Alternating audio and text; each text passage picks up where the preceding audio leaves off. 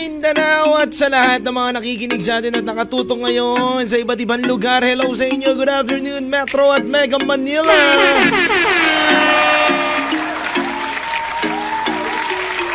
Hello sa mga kawan natin dyan sa Lucena, Puerto Princesa, Baler, Legazpi at San Vicente, Palawan at marami pa pong iba mga kawan. Holiday na naman, pero kami ay live at masisipag. Walang holiday sa amin mga kawan, no? Walang holiday, no? Pero kayo, dyan lang kayo. Sit back and relax, no? Kami bahala sa inyo sa kwentuhan ngayong araw na to. Ako bahala sa inyo, kawan.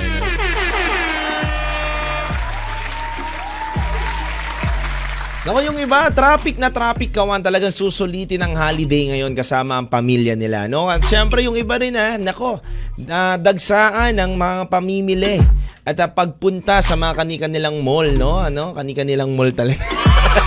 Sa kani-kanilang gustong puntahan na mall, kawan, no? Yun eh. Sana all talaga, maraming pera, mga kawan talaga natin. Yun talaga yun eh. Sana all.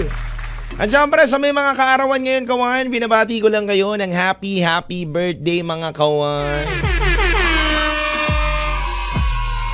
At syempre, sa mga kaibigan natin dyan na nanonood sa iba't ibang lugar, Lifers at Just Lifers Community, at sa mga avid listeners natin dyan sa radyo, mga kawan, hello po sa inyo.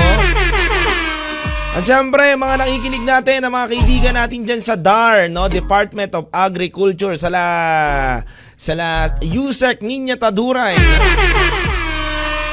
Hello po sa inyo, USEC, at hello rin sa mga kawan natin dyan, iba't ibang nakikinig sa atin, mga kaibigan, no?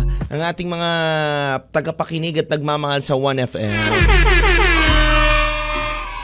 At syempre, shoutout din kay Abby Di Vera at A. Crishal Sita na nanonood sa atin ngayon. Ang dami natin binabate. At syempre sa mga kawan natin ngayon na nakatutok ngayon sa live stream natin, pwede kayo mag-comment sa ating pagkukwentuhan at kulitan. At syempre text line natin mga kawan, 0998-9619-711. Yun eh. At syempre kawan ngayong Friday, syempre yung iba namamahinga lang, yung iba bumabiyahe pa rin, yung mga tsuper natin dyan big shoutout dyan sa mga masisipag natin na tsuper. Na bumabiyahe pa rin kahit holiday, wala mang double pay, sipag lang at tiyaga ang puhunan. Kaya minsan kawan masarap din yung mag-commute ka tapos bigyan mo ng sobra kahit papaano yung mga tsuper natin, di ba? Yung mga naghahatid sa atin para makapasok tayo sa trabaho, di ba? Mga taong nagsisilbi din sa atin upang mapuntahan natin ang ating paroroonan. At syempre mga hirit din ng mga magulang natin dyan, yung mga mapagmahal nating magulang, mga nanay, tatay, lola at lolo natin dyan. Na syempre, alam mo naman yung mga yan, nasa taong bahay na lang yung mga yan. Yung iba naman nag-work, no? Naghahanap din yan sa mga anak nila ng bonus. Sana naman, no? Baka naman may bonus dyan. At syempre, mga mabubuti nating partner dyan, may mga bonus yan, no? Ang mga mabubuting asawa, may mga bonus yan, kawan, no? Mga mabubuting mister. Ganun dapat, kawan. Kailangan lagi tayong maging mabuti lamang. At syempre, sa mga ibang listeners natin dyan na nanonood ngayon sa atin dito sa live streaming, pwede kayo mag-comment dyan, mag-share naman kayo ng live stream natin mga kawan. Dahil mamaya, meron po tayong hulawan din, no? Ayan ang dami nating ganap ngayon, kawan. Ang dami nating kulitan ngayon, kawan. Pero nga, sabi nga ngayon, kawan, no? Sabi nga sa ating kwentuhan ngayong araw na to, sa ating mga hugot ngayong araw na to, minsan daw tayo lang din daw talaga naglilimita sa sarili natin, no, kawan? Totoo ba yun? Naniniwala ka ba dun, kawan, no? Sige, mamaya mapag-uusapan natin yan. Pero gusto ko munang shoutout muna. Shoutout muna sa ex kong hindi ko mahiwalayan dahil may utang pa sa akin, no? Minsan ang hirap tiniwalayan ng mga syota natin, no? Lalo na kung may utang pa sa'yo, napakalaki. Ganun talaga, kailangan diskartihan mo yan, kawan, no? Timingan mo din na masingil mo siya. Ngayon, magbo-bonus yan, kawan. Ako, singilin mo na yan, no? Ito rin, shoutout din daw sa kanyang girlfriend na walang ginawa kundi maghinala. Maghinala na maghinala. Sa kanya, wala na daw ibang ginawa kundi magsisi o manghinala kahit wala naman daw siyang ginagawa. Yan, no? Naku, yung mga ganyan, dapat nilulubid yan, no? Isa nyo may mga taong hinala ng hinala, minsan nakakaano na rin, no? Ba't kayo hinala ng hinala? Wala ka bang tiwala? Minsan kasi tayo, minsan kawan, kawala-walang tiwala talaga mga itsurahin natin. Gayahin nyo lang ako, cute lang, no? Cute lang ako talaga, yan, pag mga cute lang, no? Siyempre, binabati ko lang din ang ating masipag na tech ngayon at engineer na si Tech David Galapon. Yan, no? Hello po sa iyo, bossing. At syempre sa mga avid listeners natin dyan, sa mga nagpapabati sa atin, hello sa inyong lahat. Kay RMG Jericho Miranda, happy listening right now. Alam nyo kawan, ngayong araw na to, nako, bukod sa holiday kawan, nako, may mga pagkukwento to. May pagkukwentuhan tayo at kumitain. Ito nga, sabi nga dito sa hugot natin ngayong araw na to, minsan daw, ang sarili lang din natin daw ang naglilimita, no? Totoo ba yan, kawan? Naniniwala ka ba dyan na sarili mo lang din minsan naglilimita sa mga gusto mong gawin, sa mga gusto mong abutin, sa mga gusto mong pangarapin sarili mo? Ikaw lang din ba naglilimita o minsan dumidepende ka rin sa ibang tao? Nako, pag-usapan natin yan ngayon, kawan. Maganda to. At syempre, hello rin kala Ivory Tugnaw. Hello po from Lifers Community. Yan, sa Lifers Community, no? Lil Vinci, May chinito boy. Kwento 1 sa 1FM. Ayan, hello muna sa mga kawan natin dyan. Kala Myra Ortega, hello po sa inyo. Good afternoon, happy listening right now, mga kawan.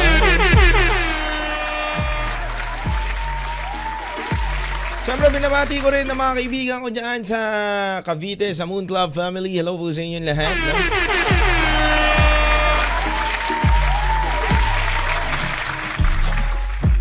At syempre, sa mga iba pa natin mga kapatid, kaibigan, hello sa inyong lahat.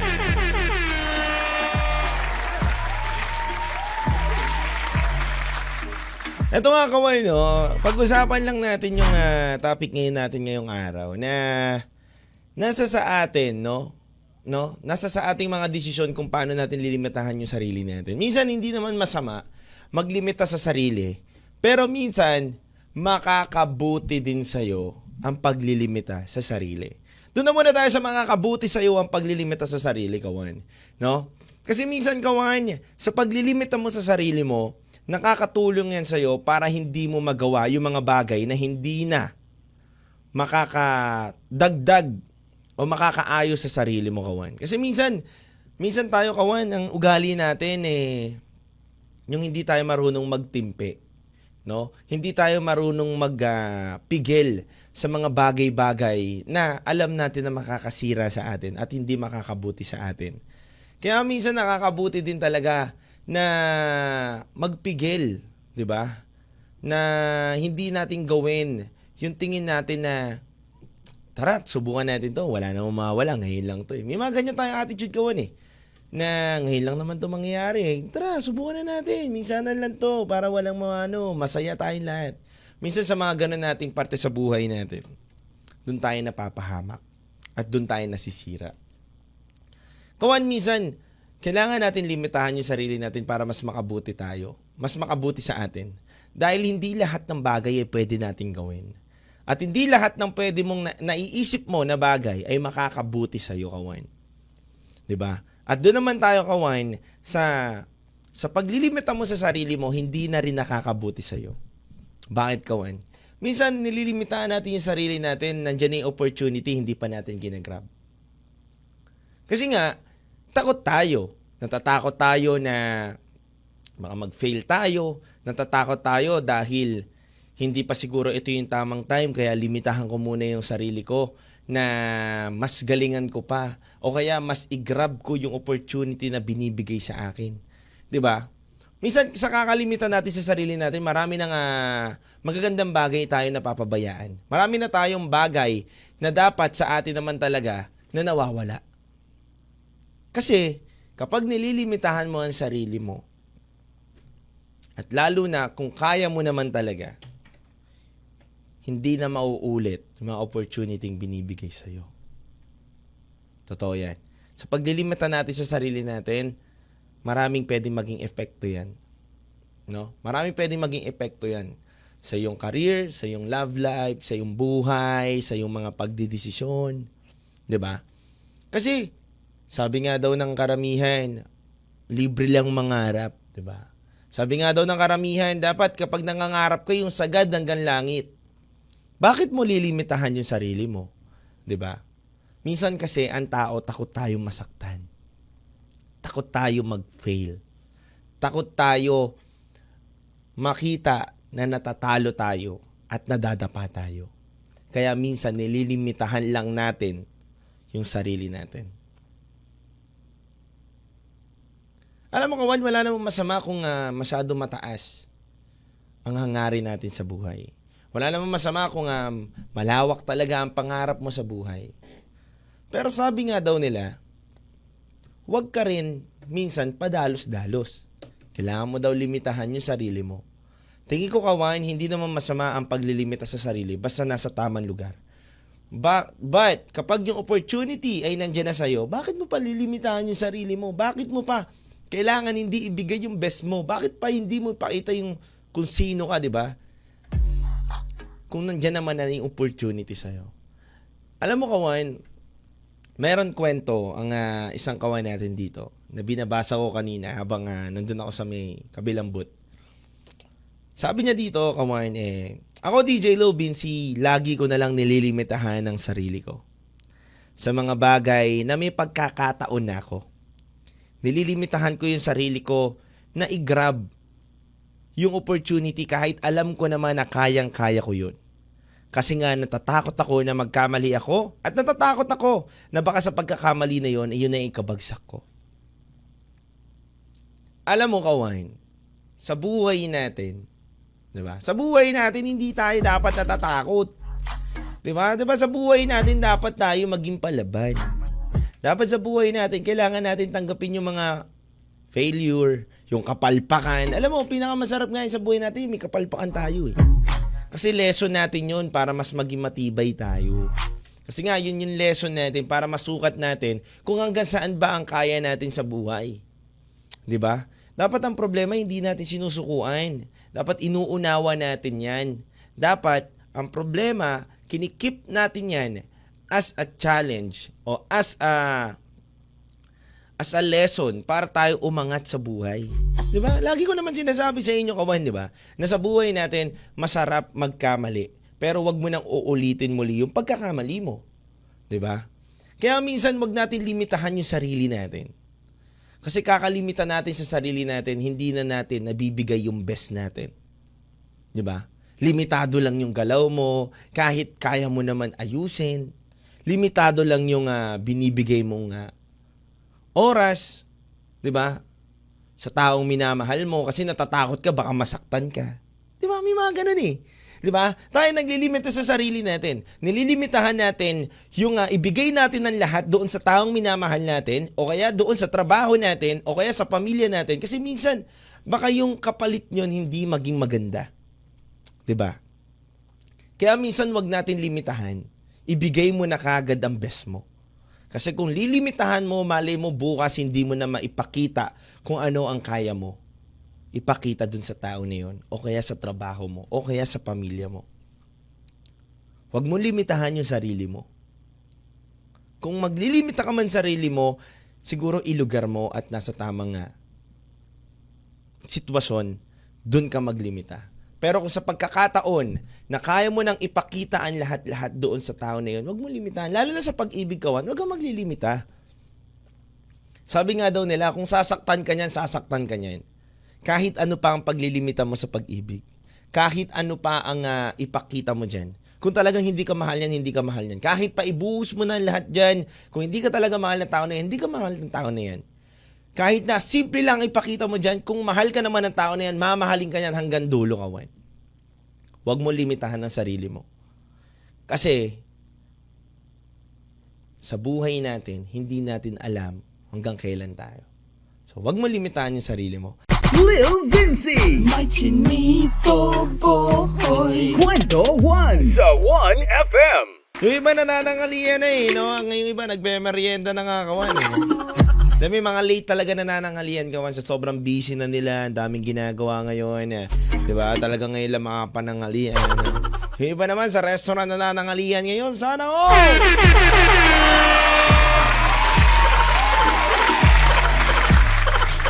Sana all talaga. Sarap. Talaga. Sarap buhay. Kami merienda lang dito. Ano may kawan, ito nga sa mga kawan natin dyan na nakatutok pa rin sa atin ngayon sa mga radyo habang bumabiyahe mga kawan sa oras natin na 2:16 PM. Kasama nyo pa rin ako, syempre. Mga kawan, ito nga, may nagbahagi sa akin kanina. No? Nagbahagi lang sa akin kanina dun sa group chat ng ng 1FM. Sabi nga dito kawan DJ Lubinsi, alam mo, ang kwento, naiyak ako dun sa kwento niya. Alam mo, DJ Lubinsi, sa kakalimit ako sa sarili ko sa mga bagay-bagay. Minsan may mga bagay ako hindi ko na nakukuha at may mga hindi na ako nagagawa. Tulad na lang ng sa relationship ko, DJ Lubinsi, na sa sobrang limit ako lang na ibigay at ipakita ang lahat sa kanya. Tingin ko yun yung naging dahilan, kaya rin siya nawala sa buhay ko. Siguro kaya rin ako ngayon ay nagsosolo dahil yung mga panahon na yun takot ako Takot ako na gawin ang lahat. Nililimitahan ko ang lahat dahil baka mauwi kami sa hindi maganda lang din. Pero mali pala yun, DJ Lubinsi. Tama nga yung pinag-uusapan natin kanina na kahit ano man ang kalabasan sa relasyon, maging maganda o hindi, dapat hindi mo lilimitahan yung sarili mo. Dapat ibigay mo kung ano yung kaya mong ibigay sa taong minamahal mo. Kasi yung pagsisisi, no? Yung mga regrets natin, no? Sa sarili natin, sa dulo mo na mararamdaman yan na bakit hindi ko rin kasi binigay yung best ko, yung lahat, yung all-in ko. Baka yun din kasi ang naging dahilan. At least kung talagang umalis siya sa feeling mo, di ba? Naibigay mo ang lahat. Tulad nga na sinasabi ko sa inyo kanina, kawan, ibigay mo man ang lahat o hindi mo man ibigay ang lahat, kung mahal ka ng tao, mag-i-stay yan. Mag-i-stay yan na sasamahan ka hanggang dulo. Pero kawan, para sa akin, kung mawala man siya at binigay mo ang lahat, at least wala kang pagsisisihan. Diba? Katulad na lang dito sa kawan natin na isa na nagsisisi siya dahil hindi niya daw nilimitahan niya yung sarili niya. Nilimitahan niya yung sarili niya na maipakita at mapadama yung pagmamahal niya. Ganon din, kawan, sa trabaho, no? Na nandito na tayo sa trabaho na ginagalawan natin. Ipakita mo na kung ano yung kaya mong gawin. Iparamdam mo na kung ano yung kaya mong itulong sa mga kapwa mo katrabaho at sa mga iba. At syempre mga kawan, hello rin sa mga kawan pala natin na nanonood ngayon, sila Irene Bergilio, no? Hello, happy watching right now. SD, ano yung SD? No, hindi ko alam yung SD San Diego. Yan, hello sa inyo At syempre, hello rin sa mga kawan natin. At ito nga, anyway, kawan sa uli natin pagkakataon ngayon sasamahan nyo po pala ako sa ating hulawan at mamimigay tayo ng mga pamaskong handog na maliit na papremyo lamang sa inyo, pero titiyakin ko na magiging masaya kayo, kawan, Samahan nyo ako ngayon sa hulawan, mga kawan. Ilang minuto lang makakasama nyo ako dyan. Pero bago ang lahat, mga kawan, gusto ko munang batiin ang lahat ng mga tumututok sa atin at nakikipagkwentuhan at kulitan ngayong araw na to. At syempre, hello sa mga long weekend holiday ngayon sa atin, no? sa mga bumabiyahe ngayon sa kanilang mga gustong puntahan. Yung iba, ang dami daw tao ngayon sa Baguio, kawan, no? Talagang dumadayo sila sa Baguio ngayon para mapuntahan nila. At syempre, yung iba naman sa Baler. Yan, no? Meron din tayo stasyon sa Baler. Hello sa inyo sa mga taga Baler dyan, Ayan, mga kawan, At keep safe always lang at God bless you. At syempre, nalalapit na ang Kapaskuhan. Onting araw na lang. December 8 na po ngayon, kawan. So, may 19 days na lang, no? 19, 18. 18, 19, 20. No, mga 19 days na lang to 18 days na lang, kawan. Pasko na, no? Onti na lang. Onti na lang, kawan. Ako, at nakikiramay din pala ako, kawan, sa ating kapwa musikero na pumanaw na ngayon. No, kanina lang. Si Kokoy, ang reggae. Isa sa mga tinitingalang reggae artist natin dito sa Pilipinas. Nakikiramay po kami sa pamilya ni Kokoy na artist ng The Voice. Talagang ganun, kawan. Kaya nga, ingat-ingat lang talaga tayo sa mga pagbabiyahe natin, sa pagmumotor, di ba? Sabi nga lagi sa akin ng nanay ko, mag-ingat-ingat daw ako dahil nagsiselfone ako madalas sa pagbabiyahe. So, wag niyong gagayahin yon. Mag-iingat kayo, kawan. Tanging mga professional lang po mga gumagawa ng mga ganun. Pero kawan, ingat talaga tayo lalo na sa mga motorista natin dyan. Ingat-ingat kayo, kawan. Dahil ang hirap, no? Ang hirap maiwanan ang pamilya, no? Kaya keep safe always sa atin lahat. Ngayong Friday, kawan, enjoy nyo ang Friday ninyo. Enjoy nyo ang holiday. Long weekend din nyo. Keep safe always at samahan ninyo ako. Onting minuto lang, makikipagulawan na kayo sa akin. Marami akong ibibigay sa inyong papremyo ngayon.